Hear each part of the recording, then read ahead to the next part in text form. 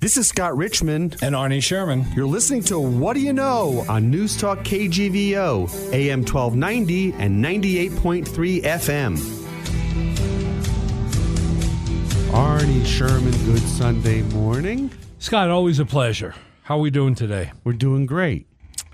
You know, it's another beautiful weekend in Montana, and I had a special thing happen this past week. I think you know about it because it only took me, 60 years of hacking away at it, but I hit a hole-in-one at the Ranch Club on the fourth hole, and there was nobody to witness it, but I think the staff there believed me after, being there for 10 or 11 years playing golf on that same course. I finally had one bounce, hit the flag in the hole.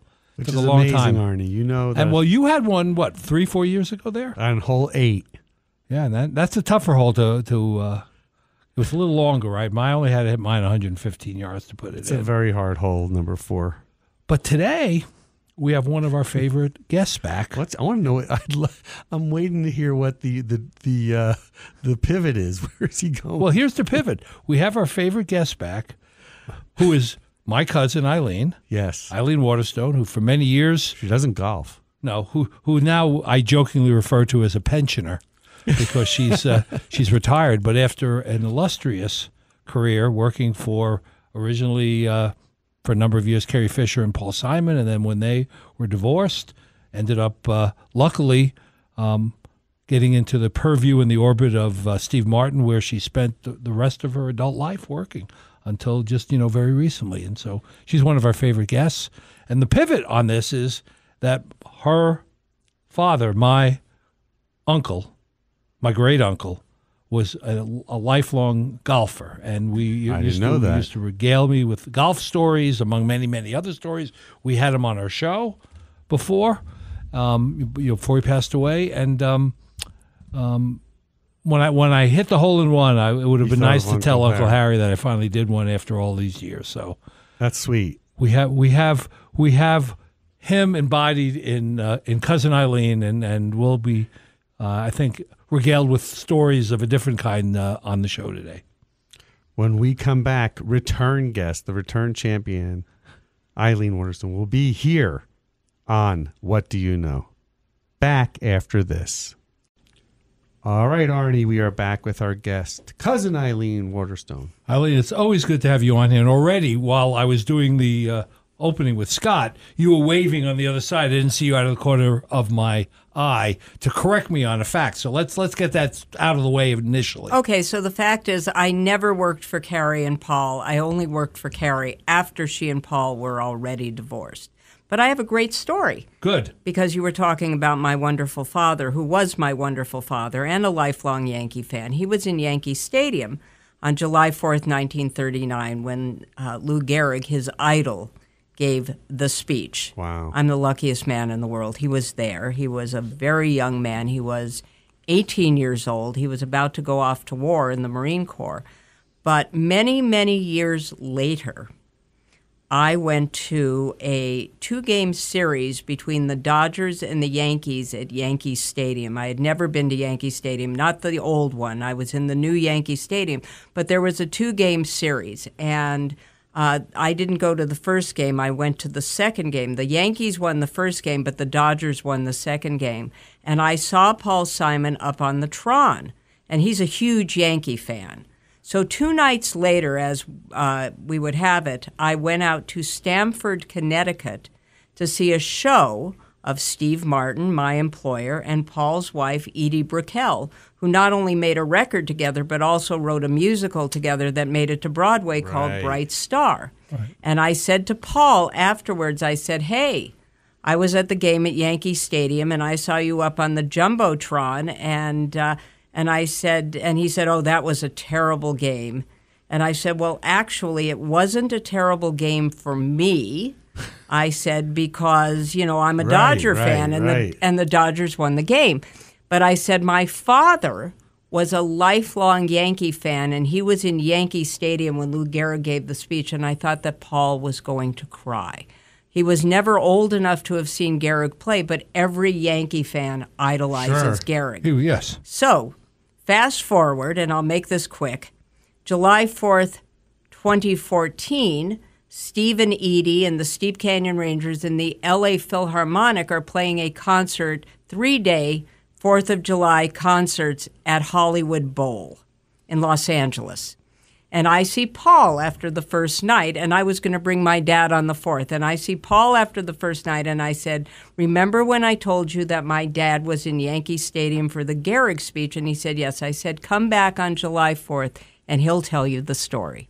So on July 4th, we go backstage after the show. I introduce my father to Paul, and Paul says to my father, were there a lot of people there? And my father said, of course. There wasn't an empty seat. And then he said, were people crying? And my father said, well, everybody was crying. He said, even the players were crying. The only one who wasn't crying was Gehrig. And I have a photograph of my father, who was 6 feet tall, with Paul, who was 5'2", looking up at him as my father is telling him this wonderful story. Oh, that's a great memory. Yeah. It's a great memory. So, yes. Yes, you said that he was a huge Yankee fan, but he actually isn't very huge. He's what, about 5'2"? Yes, but he's a major Yankee fan. Yes. So refresh our listeners a little bit about your professional career. Okay, Your background. Yes. Your background.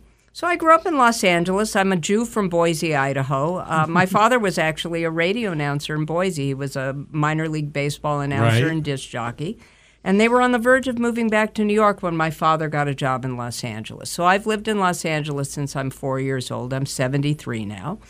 And, I grew up there, and of course it's the capital of show business. And unlike many people who moved to Los Angeles, I never tried to work in show business.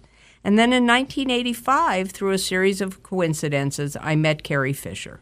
And 3 months later, she asked me to come work for her. And I worked for her for a couple of years, and things didn't really work out there. And she told me some crazy story about, she's going to be in New York, blah, blah, blah. We both knew it was crazy. And that night of that same day, she gave me 3 months to look for a job. She and Buck Henry, the writer who became a good friend, went out to dinner with Steve and his then-wife Victoria Tennant, Steve Martin and his then-wife Victoria Tennant. And they'd been desperately looking for somebody, and they called me from the restaurant, and I went to see them the following morning, and I was without a job for less than 24 hours, and I worked for Steve for the next 34-plus years. So what was the interview like? Oh, that was great. Victoria conducted the interview because she told me if they ever had to let me go, she would have to do it. I outlasted her by about 25 years. But Steve came in and asked me 3 questions. He said, do you smoke? No. Do you like cats? Yes. Can you spell? Yes. And then he left the room, and that was the end. That was the end of his part of the interview. Yeah, the cats were important, and the spelling was... and the no smoking apparently was as well. I went to work for them 2 weeks later, and a day and a half after I went to work for them, they gave me a key to their house full of priceless art, and they went off to Europe, and I had a new job. And did you have any preparation for this type of job? Oh, no, absolutely none. Yeah, because what did you go to school for? Oh, God. I mean, I got kicked out of college. I went to college. That was prep. Yeah. I went to college from 1968 to 1972 during prime time. I was in the SDS. Right, where? Valley State, which is now Cal State Northridge, which was actually the most radical campus in Southern California. The most radical one in Northern California, of course, was Berkeley. But our campus was very radical, and I was involved with the most radical of the radical people there, and I got into trouble. I was involved in the student strike in 1970, if you'll recall, when they shot the students at Kent State and the bombing of Cambodia. We all shut down universities. Good trouble. John Lewis. All over, the country. And... also I never went to class. Right. I majored in getting loaded, rioting, and hanging out. And so I got kicked out in 1972. And if I had ever found a reason to go back to college, I guess I would have. But I went, I've read thousands of books, and I'm just natively intelligent. And so the thing that I did at work, people said to me, well, what do you do? And I'm like, I get things done, and I find things out. And I'm really good at it. You're a sleuth. I am. I'm good at doing. I can figure out how to do pretty much anything. And if I don't know, I know how to ask the right. One of the things that I've discovered about myself is that I'm neither competitive nor ambitious. I mean, it's just the truth about my nature. I'm just not that kind of a person. I mean, I could have eventually probably become an agent, a producer, something. Right. But I didn't want to work 16 hours a day, and I really didn't want to walk over other people in order to get, promoted. I found a niche that worked for me. Have you been in therapy, by the way? Oh, yes, of course. Do you think that's kind of something that really helped pique your interest in Well, saying, I could do this? Yeah, but I have other things. I mean, I participate in a 12-step program. Right. I've sponsored many people over the years. I mean, I'm just a good, practical problem solver. That's what I am. I'm extremely practical, and I know how to solve problems. Tell us about a particularly difficult problem that you were able to come up with a good solution for. I mean, I had many of them. Right. I'm sure dealing over all those years with Steve and his movie career and his TV career his recording career. I agree with you, but I want to just real quickly, before we leave the therapy thing, I think the greatest thing about a therapist is they do help you problem solve. A good therapist is listening to you and giving you tools to solve for these problems. Well, for instance, the last time I was in therapy, I went there to help me retire. Sure, right. Okay. What was that like? Well, I went to therapy for 6 months. It was during the pandemic. I did therapy on Zoom with a therapist that was recommended to me. And she helped me with the transition. I started before I retired. I retired in December of 2021. Mm-hmm. Actually, a year earlier than I wanted to. And the reason why I ended up retiring is because, the pandemic started in March of 2020. My boss, Steve, basically lives in New York now. He has a young daughter who goes to school in New York. So they live there 9.5 months a year. Prior to the pandemic, I was flying to New York once a month for 9 months, and I would stay for a week to 10 days. So I was essentially bicoastal, but I could get a lot of stuff done while I was on the ground in New York City. So I spent a lot of time in New York. The pandemic hit, I couldn't do that anymore. And it became evident to me, to them, that they needed an assistant in New York. And I wasn't going to move to New York for another year or two. That just was not going to happen. So so Steve came to me in the summer of 2020 and said, I'd like to ask you to retire at the end of 2021. And that was a little traumatic at first, because I felt sort of hurt and, Right. But I understood completely why that had to happen. Right. And so, he did right by me at the end. I mean, I got a really nice bonus at the end, and which actually kept me going for the next year.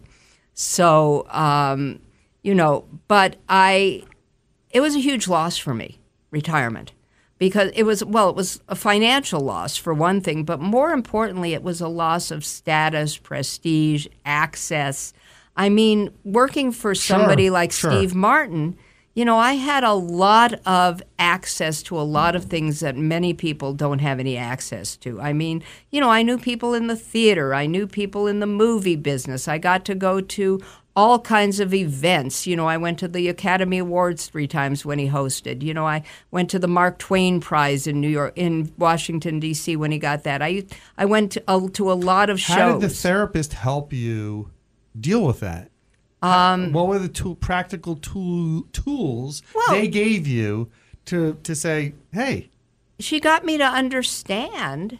Yeah. And I was pretty good about it. I mean, I'm not a hysterical person. I mean, I think she got me to understand that it was going to be a different, but in some ways, fulfilling life. I mean, I kind of lost my sense of purpose, which I'm still sort of kind of trying to find. Sure. Because my mother died 11 years before my father. And I became my father's constant companion. And towards the end, his advocate, he lived to almost 97. And so I had that. That gave me a sense of purpose. My job gave me a sense of purpose. My 12-step program gives me a sense of purpose. Mm-hmm. But it's not enough. So I'm now almost 3 years in, and I'm trying to figure out what I'm going to do next. I mean, I've taken classes. I go to the trainer. I go to lunch with people at 2:00 in the afternoon. I used to drive by cafes and think, who are those people eating lunch at 2:00? And now it's me. Right. But I I have to find something else to do. Are Now, you traveling at all? Do you do? oh any- yeah, I've traveled, absolutely. I've done some traveling. I went to Europe. I've been to New York. Every year. I come here to Missoula. I want to go back to Europe. I have friends in France. There are things to do. But also, even though I have a very comfortable retirement, I can't just, spend willy-nilly like I used to. I used to be able to just pretty much do whatever I wanted. But I've had to learn how to make those kinds of adjustments. And, fortunately for me, I never thought that I was a big shot because I worked for Steve. Some people, when they work for a famous person, they almost think they're the famous person. I was never that person, always. And I guess what the therapist did is it gave me perspective on what was going to be my new life, And in the middle of it, I had an ill-fated romance, too, and she kind of helped me with that as well. How great is that, though, that's like good for you, right? Like you're on to the next phase. Yeah. But you put everything into perspective, and it's like, I understand because I moved from New York to here. Sure. And the access to things that I had 100% access to back east, this is just not here. Well, but Arnie also, before he moved to Montana, he lived in the D.C. area. You were a mover and shaker in like international, business. So what do you think you missed the most about the life that came to an end, 3.5 years ago? Well, I liked all the stuff because one of the things that he did, towards the end of my career, which he's still doing in his career, is he started doing live shows. Right. And he started playing music again. And, even though I went a lot on to movie sets and stuff like that, I've met a lot of famous people, and at the end of my career, he said to me, well, who did you like the least and who did you like the most? And I said, well, some publicist who I told Arnie about that I got fired. But the people that I liked the most, I said, well, really Marty Short and Eugene Levy, because they're Canadians and they were the nicest to me. And also Diane Keaton, who's just, like a fabulous person. And so they were very nice to me. But I also understood that they weren't my friends. But like when I would go to the shows, I kind of loved when the stage manager would put a seat on the stage at, the New Orleans Jazz and Heritage Festival in the shade and said, is this acceptable, Miss Waterstone? It was kind of like that, staying in some, snazzy hotels, I liked all of that stuff. I always flew business class to New York, Right. I enjoyed the perks. I enjoyed those perks very, very much. But what I really loved was being able to go to like music festivals and see all these people play. Music has always been a huge, huge part of my life. And so when he started playing music again, the other thing that really, really made me realize like what stratosphere I was in. So Steve stopped doing stand-up basically in 1982. He just quit. He talks about it in his book, Born Standing Up. He just stopped. He was the biggest comedian in the world. But people started like yelling out his punchlines, and it's hard to do comedy when you're doing that. And so many, many years later, he recorded a record, his first record in many years, called The Crow. Mm-hmm. Music for the 5-string banjo, and he started doing live appearances. Well, people came out, and they weren't necessarily bluegrass fans. Right, but him. But Steve Martin walked out on stage, and people literally lost their minds. And so most of the time when I worked for him, I used to think, yeah, he's that guy. But I really got to see, like, which guy he was when he would walk out on the stage. It was a revelation. People went crazy for him, and they still do. So you mentioned, he stopped doing live performances, Yes. which was his, everybody loved that. Yes. I never thought in that part of his career, I didn't know any intimate details of his life like you did, but I never thought that he would do a TV series and then only Murders in the Buildings come along and it's this huge hit. Well, I wasn't very involved in it, sadly, because they started filming it during COVID, and I couldn't even go to New York or go to the set. So one of the reasons I think why he wanted to do this TV show, aside from the fact that it's clever and he was, one of the people who, came up with the idea. I mean, he's, one of the, developers of the show, is that, so he lives in New York 9.5 months a year. He doesn't work in the summer. That's vacation. He comes out to California, has a house in Montecito where he stays most of the time. Mm-hmm. But because he was one of the creators of the show and one of the executive producers, they shoot the exteriors in his neighborhood in the Upper West Side of New York, and they shoot the rest of it, I think, in studios in Astoria, Queens. He has a stipulation in his contract that he needs to be home in time to have dinner with his daughter.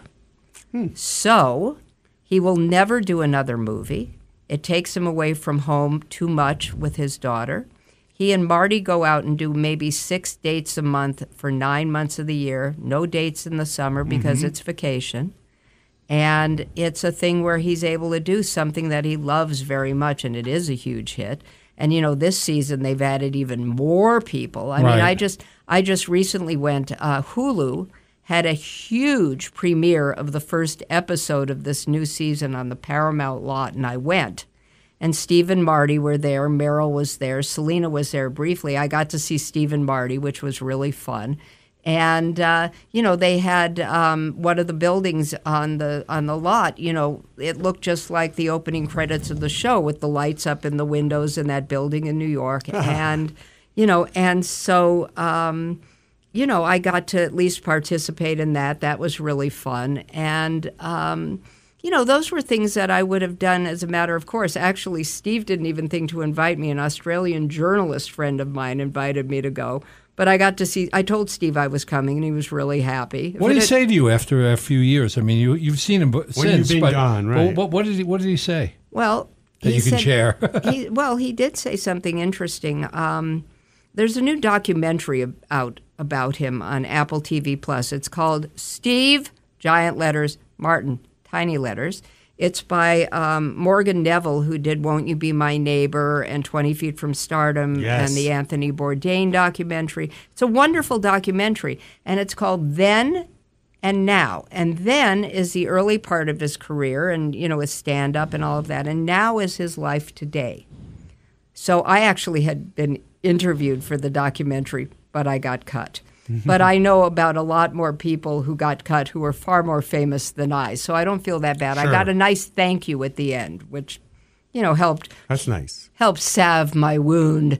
But anyway, I wrote to him, and I told him how much I enjoyed it, and he's very humble. He wrote back, and he said, "It's hard for me to watch the first half."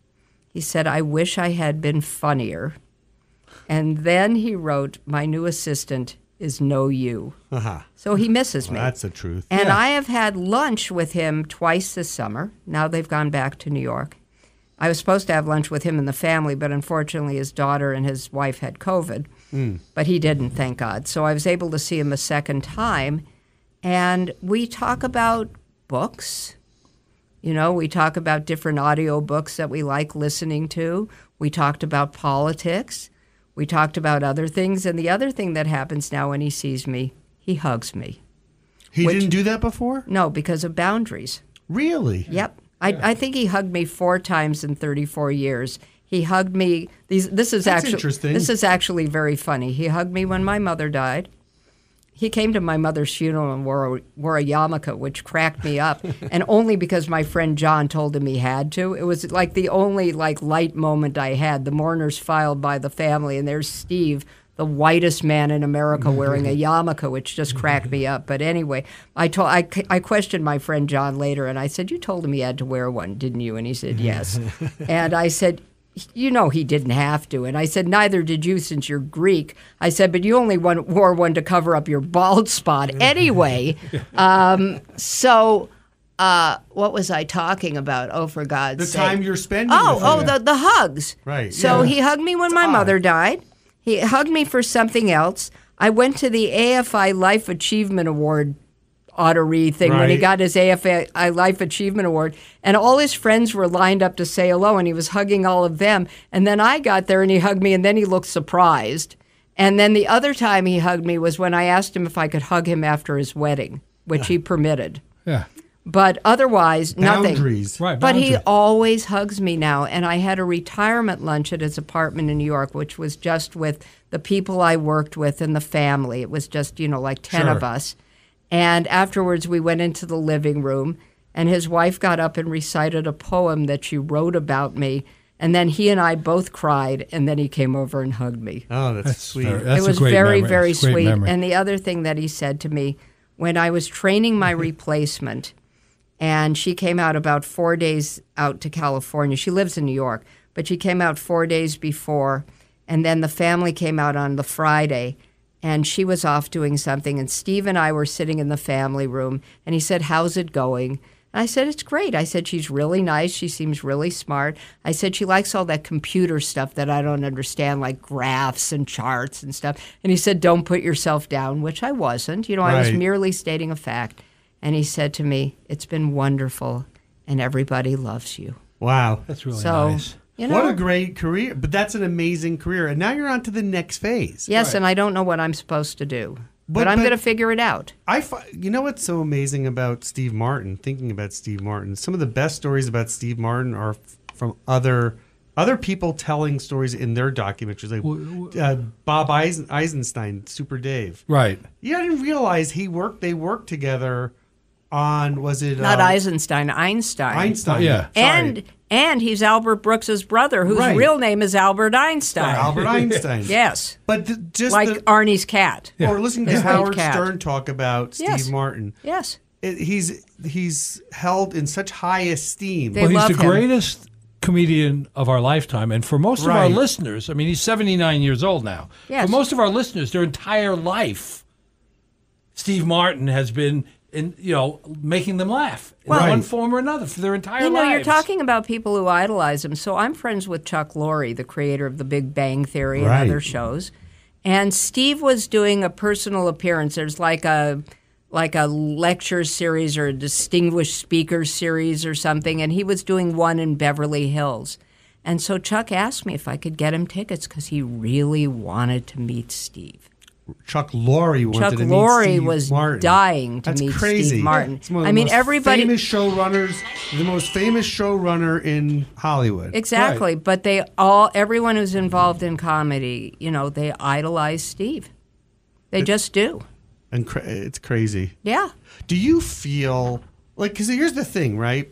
So you've been retired. You don't have access to all these things. Okay, they are what they are.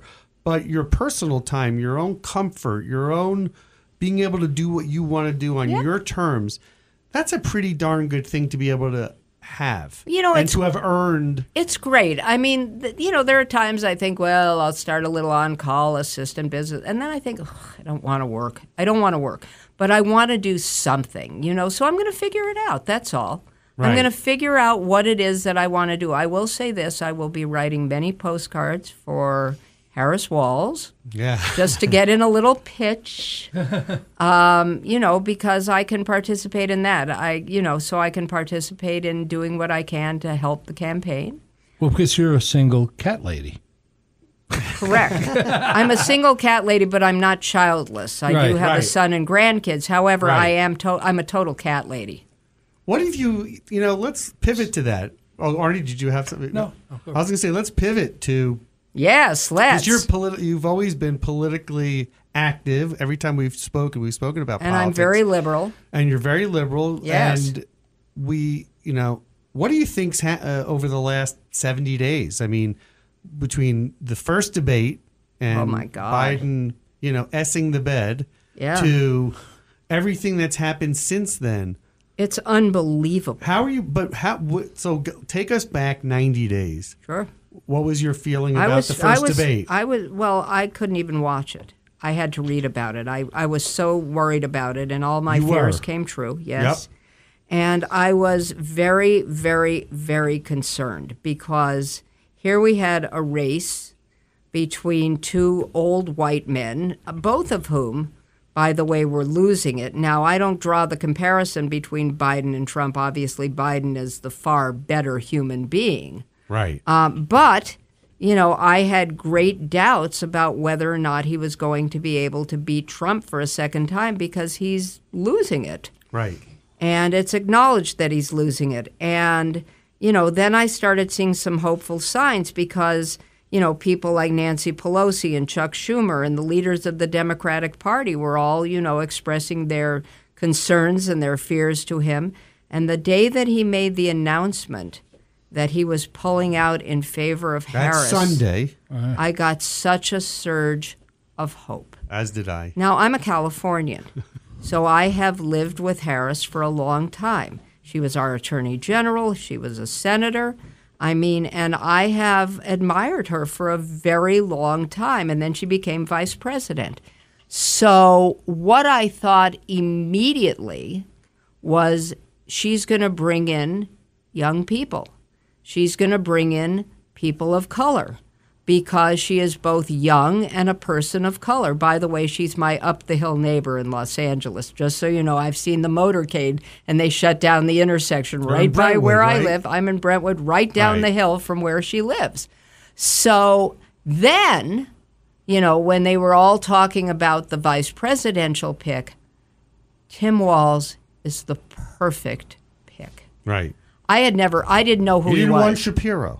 No, I didn't want Shapiro, and I'm Jewish. Right. But for several reasons, not just because he's so ambitious, but also because he's a first-term governor. It's not his turn. Right.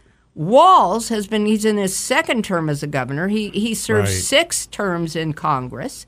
He's a gun owner. He's a white guy. He's a coach. Right. And he looks like a Republican. But he's so great. He's the guy that first started calling the other side weird. Yeah. Weird. And it works, too. And it works. And then we had the convention, which was such... Well, wait. Okay. You're skipping ahead. Okay. So Trump, drops out. Trump gets shot. He didn't. Okay. What do you mean he didn't? He got hit by a shard of glass from that teleprompter. Okay. If he had gotten shot by an AK-15 or 47 or whatever that gun was, they would have blown off the side of his face. It's funny that you say that because I looked at the ear the other night with the Kamala debate, and I didn't see anything. Well, yes, because it didn't get shot off. If he had gotten shot by one of those weapons, he would have looked like Steve Buscemi in Fargo, who got half his face blown off. The whole thing is that he never called the wife of the man who actually got shot and killed. Really? Biden called her, and she wouldn't speak to him because she felt that her dead husband, would disapprove of her speaking to Biden. Which is nonsense. Of course, it's insane. Okay, so then... But that's the cult. Then we have the Republican convention. Oh. What did you think? I didn't watch it, but I read about it. See, I won't watch certain things, but I will read about them in all the media, and all it was darkness, darkness, darkness. Well, the first day, I watched every night. Okay, you tell me about it. The first day was there's going to be unity. I'm like, there's no way this lasts. And sure enough, once he started to speak, that's really when the S hit the fan. Right. And then it was just back to darkness, back to division. Well, and his VP pick, what a nutbag.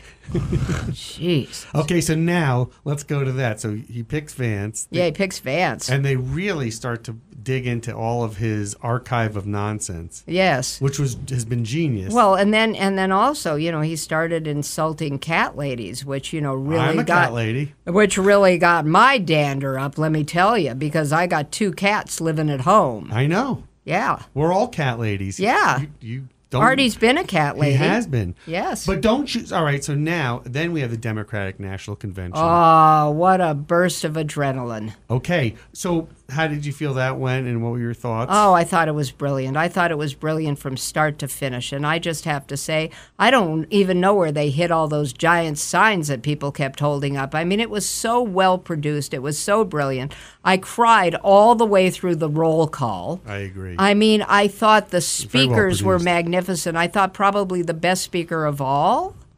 was Michelle Obama. Yes. Who very symbolically wore a sleeveless dress. Yes. And gave guns. And also no more of that when they go low, we go high. She had the gloves off and she just told it like it was. Yeah.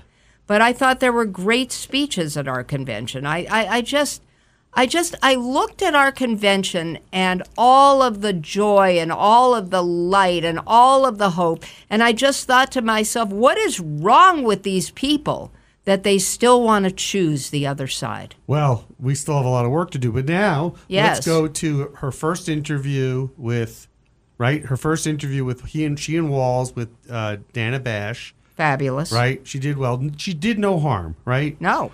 But that's okay.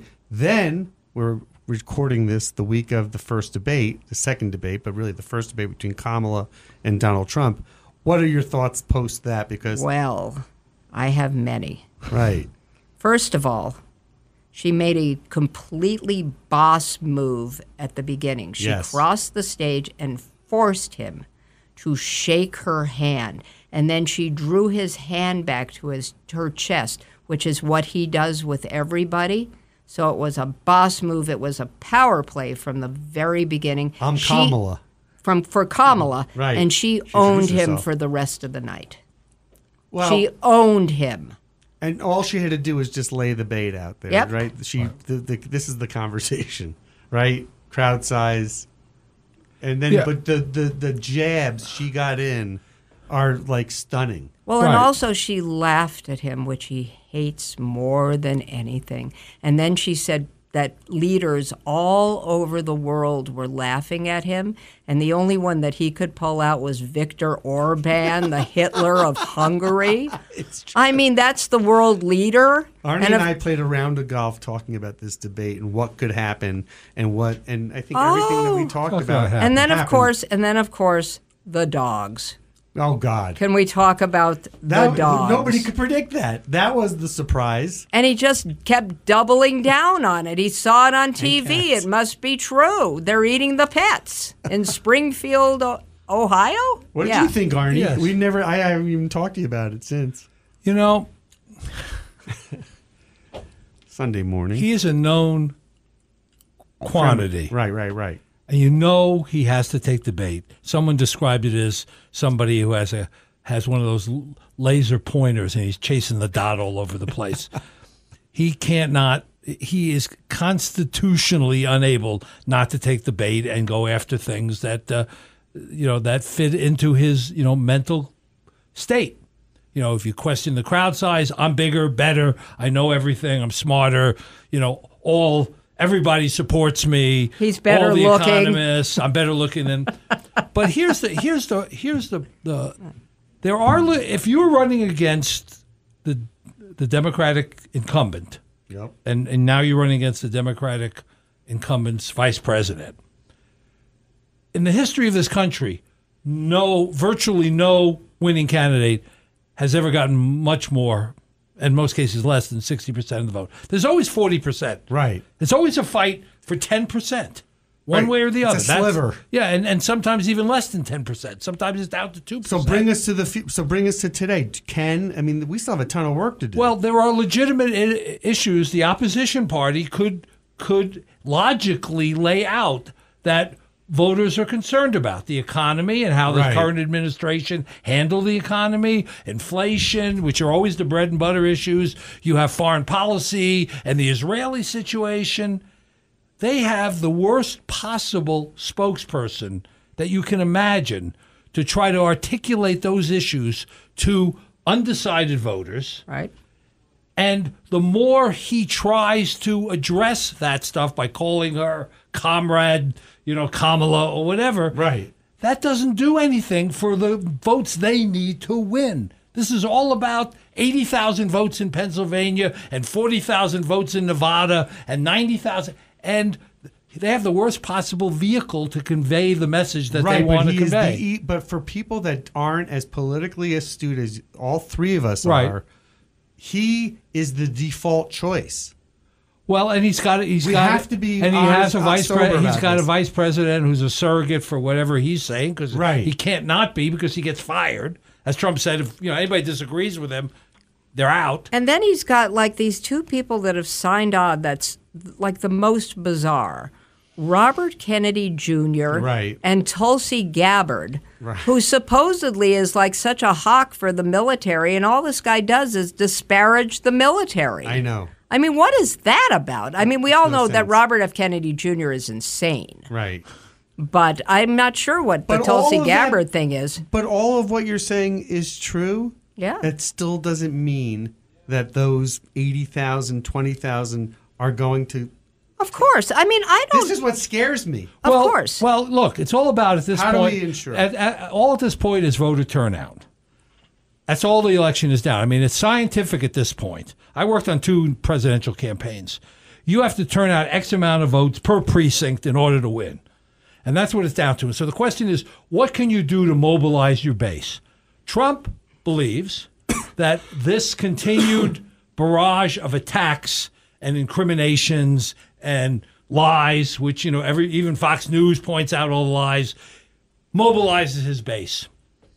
But his base is capped. Some of the smartest Republican operatives I know, basically he's capped. Right, because didn't you have a sit down with Ron Braunstein? Yeah, Ron Brownstein. Brownstein. And one of McCain's Recently. former people. Yeah, he's capped. He's got to get other people to come out. And I don't think they want to. And they don't want to because it's But can she still get enough people out? Well, Well, that's the here's question. an interesting point. Just to say, cat lady Taylor Swift Right. I know. makes an endorsement right after the debate. She gets like 2 million likes on her Instagram, and now about 350,000 people have registered to vote. Or they've gone to the site, but they haven't registered. Well, but Okay, they will. right. I Well, think but I think 20% of them register, that's 70,000. But people. I think the Swifties will vote.